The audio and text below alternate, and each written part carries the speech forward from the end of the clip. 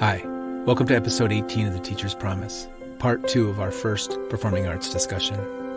I'm your host, Brett Hansen, and I'm happy to help celebrate, inspire, and nurture educators around the world by sharing the amazing stories of extraordinary people. Just a quick reminder about our guests. Sarah Ritchie, Bonnie Weydt, and Naomi Files are the heart and soul of Southern Door High School's performing arts program focusing on the musical. In part 1, we discussed the importance of compassion in the performing arts, safe spaces, kindness, and community, and why we need the performing arts and performing arts teachers like these three in all schools. If you didn't hear it yet, give it a listen. This week, we'll lighten things up a bit and listen to some of their funny stories, tips for the rest of us, and why they're grateful to work with other excellent, caring teachers. So let's jump right back into the conversation. Every show, I try to see if I can pull out of a guest, or this time hopefully 2 or 3, a funny story that we can share for the educators, because we know that sometimes, the day's a bit rough and sometimes it's not so funny, but often it's hilarious. I think, Bonnie, you said that you might have 1 or 2. Would you start us off? And then Sarah and Naomi, if you have a funny story you'd like to share, we'd love to hear them. People love funny stories in the classroom. I've been thinking of this story. I'm just giggling because this young man, this was years ago. He has children of his own now.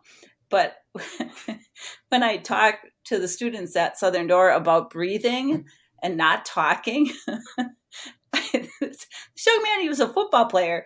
And I'm like, how can you talk and breathe at the same time? That's impossible. He proceeded to breathe and talk. No, Mrs. Weydt. It was really funny, and I haven't forgotten it. So I have to be careful what I say in the classroom, because they'll push the limit. They'll prove me wrong. Oh yeah. But anyway, that's one of them. I can imagine somebody. I can imagine me doing that when I was in high school, just to prove Miss Weydt wrong. Yeah. You were that guy. He had, he was kind of like he's a big teddy bear of a kid. But he was a football player, so he's a big kid. Anyway, I was thinking about that and the 4K students at Southern Door. And I giggle because I have to giggle at myself, because I had a puppet out. It was a crow puppet. And I had it on one hand, and I was trying to navigate a notebook with my other hand, and they're watching the puppet. And all of a sudden their eyes got really big, and they started giggling. Well, I had proceeded to grab my notebook with the crow puppet, and the little kid said, "Mrs. Weydt, he's eating your notebook." Anyway, from the mouths of children. Yeah. From the mouths of babes comes some good stuff. Yeah. Sarah? Naomi, if you don't have one, it's okay. There's no pressure here on this show. I don't actually have one from teaching. I've got a whole fun lifetime ahead of me to come up with new fun stories. There you go. But I do remember this.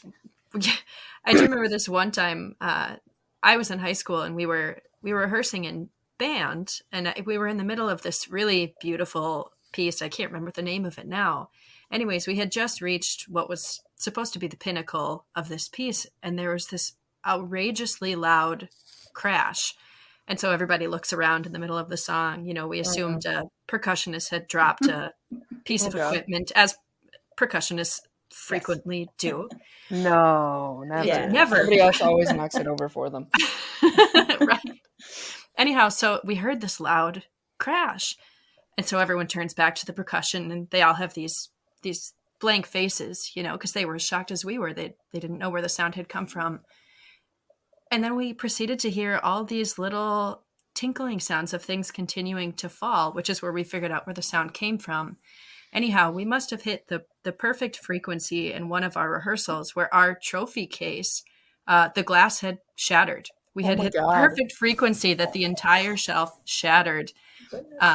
And so there had been a bottom shelf that broke. And as we proceeded to identify where the sound was coming from, the entire trophy case fell and hit the ground, which I don't know that you could call it a funny story as much as one that I still can't believe that it happened. And now I don't think I'll ever forget that moment. It's definitely entertaining. Panic from the band at large. Yeah, it's definitely entertaining. those big French ladies who break those little wine glasses have got nothing on you and your band. I know. That's right. Try right? this, lady. Bring a whole case down. Yeah. Absolutely. Well, and then we tried to, you try to emulate it again, and every rehearsal we're like, okay, let's play the song exactly the same way, and maybe this time we can break the window. I mean, we made goals for ourselves. Well, I hope you didn't. It's important to have goals in life. We were unsuccessful. Damn. Well, once again, no forced funny stories. Sarah, in the future, 10, 15 years, whatever, if you have a whole host of them, you can come back on the show if I'm still running it then. I'll keep a You can notebook. share your funny Absolutely. stories then. So did you have one you wanted to share, Naomi? Or Yeah, I was trying to think. I feel like I laugh every day, sometimes at my own stupidity. And oftentimes those things that are happening in rehearsal, you just kind of have to be there. But the one that I can think of that was just the most ridiculous thing, and I couldn't believe it happened, and then it happened again this year. We were rehearsing pep band music, so the music that we play at basketball games.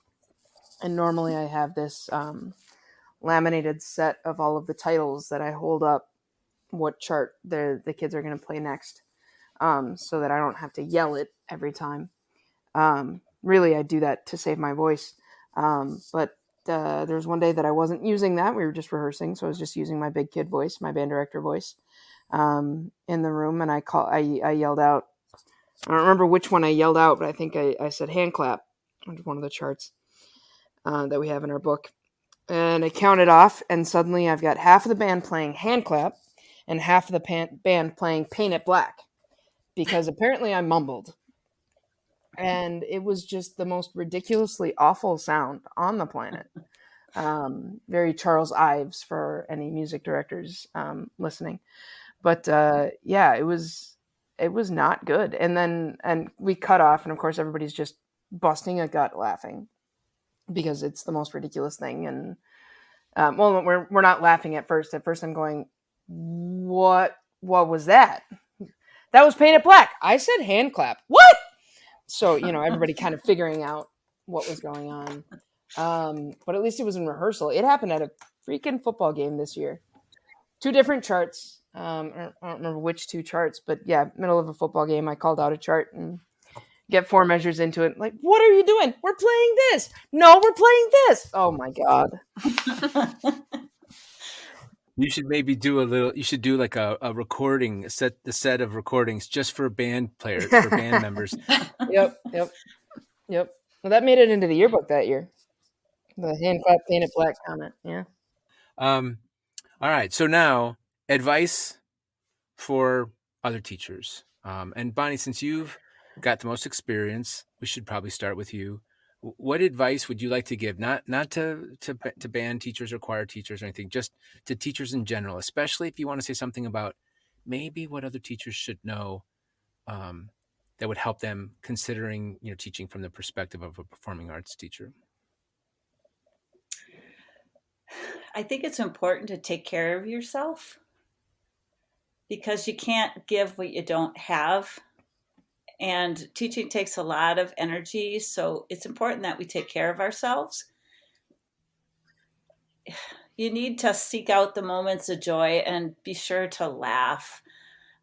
Teaching is tough, but you got to find those places and where you're happy and being joyful. With music, it doesn't take maybe quite as much to find those times.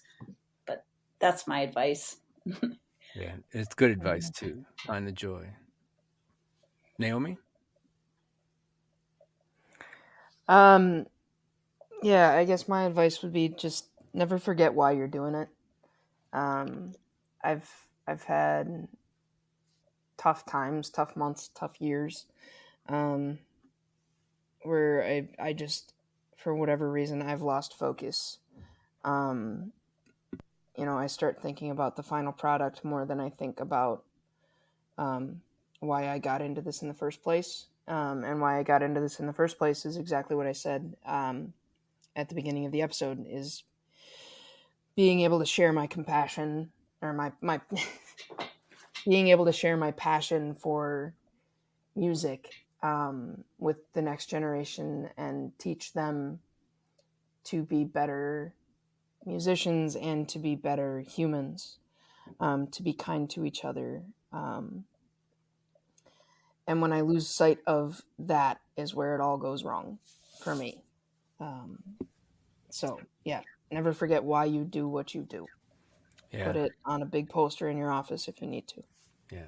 It's great advice. One thing I love to talk about whenever I get a chance is, one of the things, there are a lot of difficulties about being a teacher and problems and pay and respect and all that kind of stuff. But one of the best parts about it is every day I know for sure that a bunch of kids are going to come in my room and give me the opportunity to be a better person and to do something kind and to help them and to try to encourage them and all that. And if they don't want to come, police officers will go get them and drag them to my room. If they don't have a ride, a big yellow bus will show up and drive them to the school. And it really is a wonderful thing to remember, that the passion for why we're there and the fact that that they just keep coming back. And if they don't want to, they don't have a choice. So it's great. But one thing that I love about your classroom is that wall of photos you've got of your former students. Yes. Just being able to see that, the ability to see that every day and say that those are the people that I have impacted. Those are the people that I've had a chance to work with. I love that about your classroom. Yeah, I like that too. Thanks. Awesome. Agreed. Your turn, Sarah. All right. Well, I will instill whatever wisdom I can with my extensive experience. But what I will say is this. I'm at a point in my career where I have a lot of days ahead of me. I have a lot of years ahead of me, I hope. And I think it's easy to get lost in that, right? Where, oh, well, I'll do this better next year, or maybe I'll change things, when I get this degree or when I've got this level of knowledge. But living in the present is so important, and just taking advantage of every minute that you have. I had a call about a year ago when I was first starting at Southern Door, and I remember talking to my family and saying, oh my gosh, I don't know why I went into this profession. I don't know how I'm going to make it through it. I don't feel like I'm doing a good enough job. And am I sure that this is something that I want to do? And I think a lot of early educators probably ask similar questions to themselves when we realize just what madness we got ourselves into. But anyways, in this conversation, the person that I was talking to reminded me, they're like, Sarah, you have 365 days in a year, 180 of those you have with kids. And of those days, you have roughly 8 hours that you get to see them. And if you spend each of those 8 hours thinking about the future and thinking about how you can be better, you miss so much of what's happening in the present. And so I try to catch myself at least once every hour, just soaking in the air around me, right? Taking a look at my students and watching them laugh and seeing them passionate about what they're learning, or at least passionate about spending time with each other. And it becomes really easy to love your job when you can see kids having a positive experience in your classroom.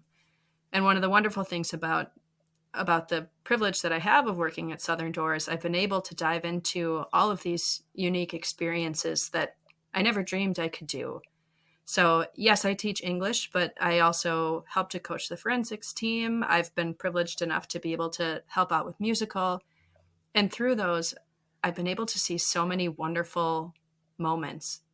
And so on those days where it feels like I don't know what I'm going to do with the rest of my life and how am I going to teach for, hopefully 30, 40 more years. How am I going to swallow that? It's so nice to be able to just jump back into the present and look at all of the wonderful things that I have right here and right now. And actually the best piece of advice that was given to me, so I can't take credit for it, but is every time something wonderful happens, or every time you have one of those moments where you see people enjoying school, or you see colleagues enjoying their job, or every time something in your job brings you joy, just to write it down in a journal. Or if you get a letter from a student, keep it in a folder. Mm-hmm. And then on those tough days, you can pull that out and it gives you something positive to look back on and remind you and keep you in the present, right? Remind you why you do what you do and what's so wonderful about the job that we have. Yeah. Yeah, it's great advice. One thing I just realized as I was listening to all three of you and all this wonderful advice, all this wisdom is people will say to me, Brett, I like your podcast, or I'll get an email saying, I like listening to your podcast at this time. It's reassuring. And I just tell them, yeah, it's I'm glad to do it. And I'm glad you enjoy it. But what I realize is, and this is everybody else's wisdom. I'm just the guy with the computer. I mean, I'm just the one who created the podcast and creates some links and connect them. So I was just very, very thankful for the three bits of advice you just gave. It's wonderful. I just didn't communicate that very well, but thank you for that. That was nice. That was touching. That was good. Okay, a little bit lighter. One of the musical that the three of you put on this year was just wonderful, and I'd really love for you to say something about the cast, but we want to protect the privacy of students. So I was thinking maybe you could say something wonderful or something someone did, but use their character name. So the Addams Family was the musical, and I just want to tell you, I loved Fester. Oh my gosh, I thought Fester did such a good job. So I mean, I can add a little bit more, but would you take a minute and say something about any character? Let's just use their character name, though, so we protect the privacy of the students. I can take it. So my favorite character to watch evolve throughout the show was our student who played Grandma. When I first met her at the beginning of last year, she was fairly quiet, and she'll tell you that if you talk to her too. But she joined musical because she wanted to be able to step out of her comfort zone. And for anyone who's seen The Addams Family, Grandma is not a comfort character. She's definitely not shy or reserved or even conventional by any standards. And so from the time that this whole experience started, we got to watch her step into these very absurd, funny shoes. And she really gave it her all and was a joy to watch on stage.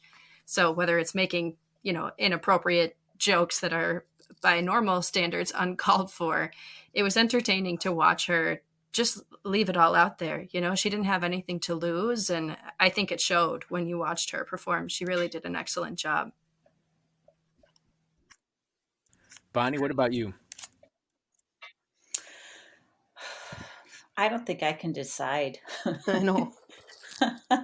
I mean, I'm just going to say the entire cast. I think how they interacted with each other, how they portrayed their characters, and it kind of morphed throughout the performances a bit, which was really cool to see.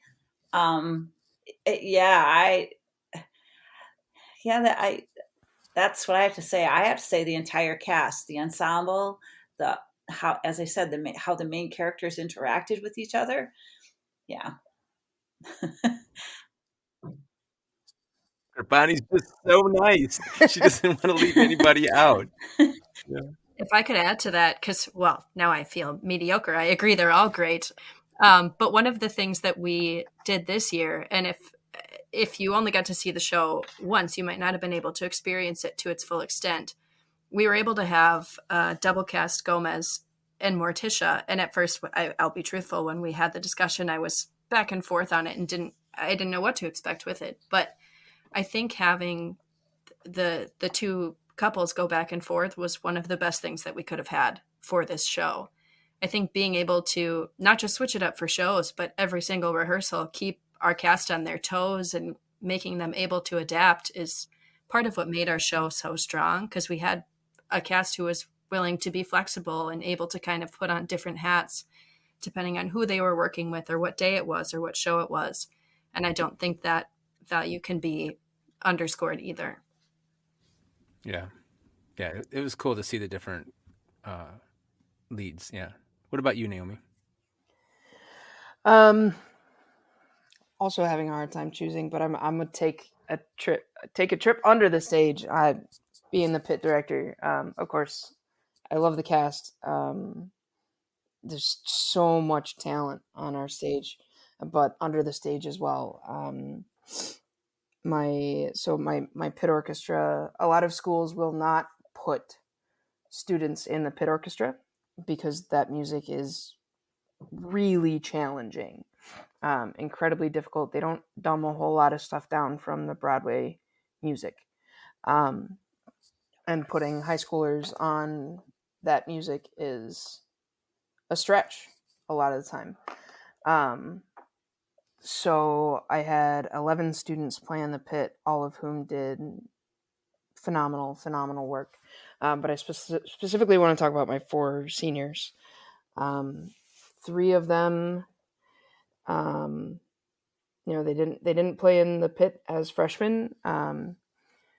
Not necessarily because they weren't capable as freshmen, but because there was no part for them, or because, probably because the parts were also too hard. But then they didn't get the chance to play as sophomores. They desperately wanted to. But that year was the year of that which shall not be named. I haven't heard anybody refer to it that way. Yeah. I'm a bit of a Harry Potter person, so our show was very, very small that year. We pre-recorded it. Our pit was just 3 players, Mrs. Weydt being one of them, Bonnie here, and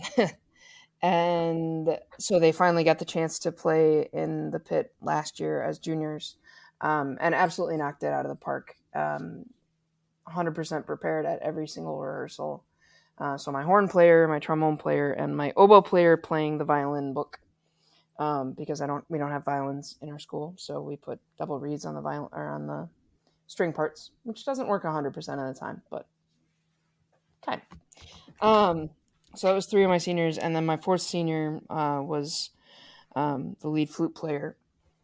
She did get the opportunity to play in the pit from freshman year on. She's one of the few that actually has done pit for 4 years, and she's just an incredibly kind and caring child, young woman.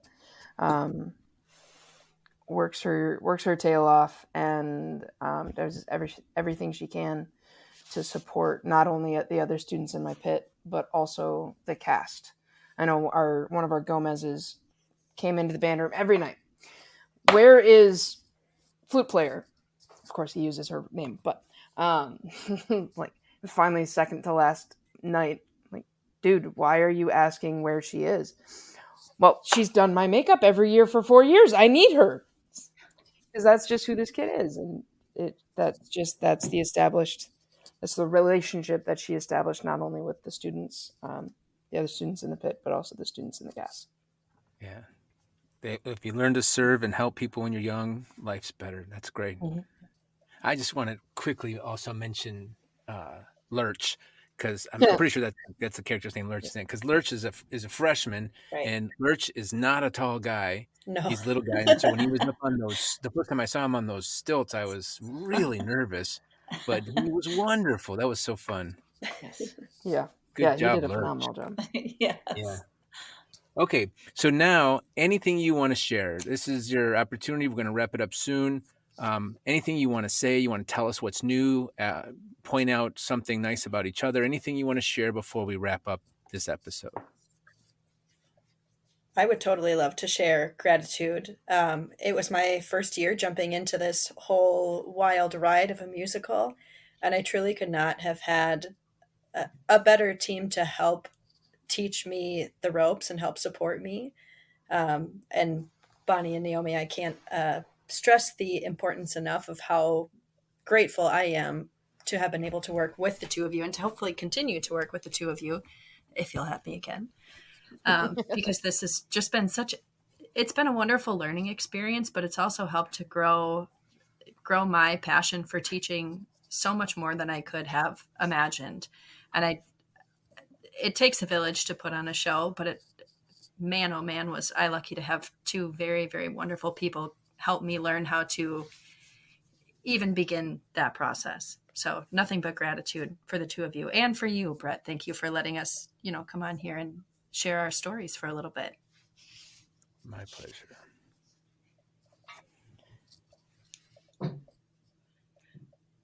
Yeah, this is one of those long pauses I can cut out, by the way. Good. But now that I made people laugh, I have to leave it in. So I enjoyed working with Naomi and Sarah as well on the musical. Um, it it turned out fabulously. I'm I couldn't I couldn't have been more happy. Two dedicated, compassionate people. And Brett, thank you for the podcast. Thank you for doing what you're doing. Once again, my pleasure. Try to not sound like a parrot. Of course, these two wonderful, wonderful humans. So incredibly grateful. I mean, Bonnie's helped me out since day one in this district. And then I've already learned so much from Sarah in the last 2 years. Well, year and 4 months that we've known each other. Just all of the gratitude for you two wonderful human beings. And as far as the show goes, there's so many more people that Southern Door is so unique with the number of community members that love and support our students and our shows. I've done a lot of shows in a lot of places. I've never seen a community as involved in a production as they are here at Southern Door. And if I try to name them all, I'm sure I will miss some, but a couple of the key players would be Josh, who runs our lighting, sound, Adam, who helps him out with that, Bob and Sue are backstage helping the kids get costumes in the right places, props in the right places, sets on and off stage, chairs on and off stage. We had, Austin and Mike building this amazing set. Kim and Kelly finding and creating all of the costumes. And they've been doing that for decades. Bob and Sue as well for decades. And I know there's people that helped us out that I didn't mention, but it's just this incredible community of people. So it's easy to look at the leadership and say, yeah, they do a great job, but it's so beyond that. Yeah, like Sarah said, it takes a village. Absolutely. Mm-hmm. Absolutely. Yeah. And then some, right? And then some. Yeah. So now that we're at the end, we got to my favorite part, the part when I get to thank the educator. And this time I get 3 times the pleasure because I get to thank 3 wonderful, extraordinary educators. Bonnie, first of all, thank you for your 37 years of incredible service. It doesn't matter where you are. There are children everywhere who have benefited from your love, your compassion, your knowledge, your wisdom, your beautiful piano playing, and your compassionate kindness. I mean, you couldn't even bring yourself to pick out one kid in the musical because you didn't want anyone else to feel bad. I'm pretty sure your students aren't going to listen to this podcast, but thank you so much for being such a wonderful, kind person. And you're absolutely right. In the performing arts, there's a merging of voice and soul and self, and this is an essential part. So I hope there are many, many, many teachers who follow you, maybe your former students. And Sarah, thank you so much for reminding us to stay in the present, for helping people achieve their voice, whether it's in the musical or in your classroom or in your after-school activities and your extracurriculars other than musical. You are a wonderful person, a great teacher. Thank you for choosing Southern Door.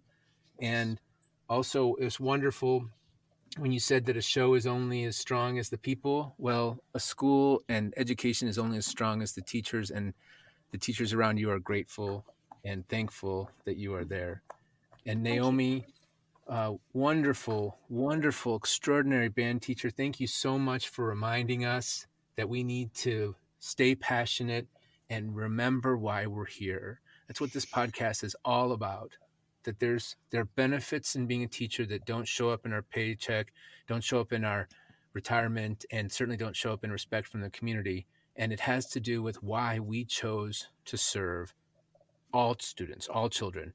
We love all children, no matter what. And if there are any 3 people who exemplify that together, it's the 3 of you and your wonderful work together on this musical and in the school Thank you for building safe spaces, Naomi. And to you too, even though you've been here 9 years, thank you for choosing Southern Door. I want to thank Betty Dunn for helping create such an extraordinary teacher in Bonnie.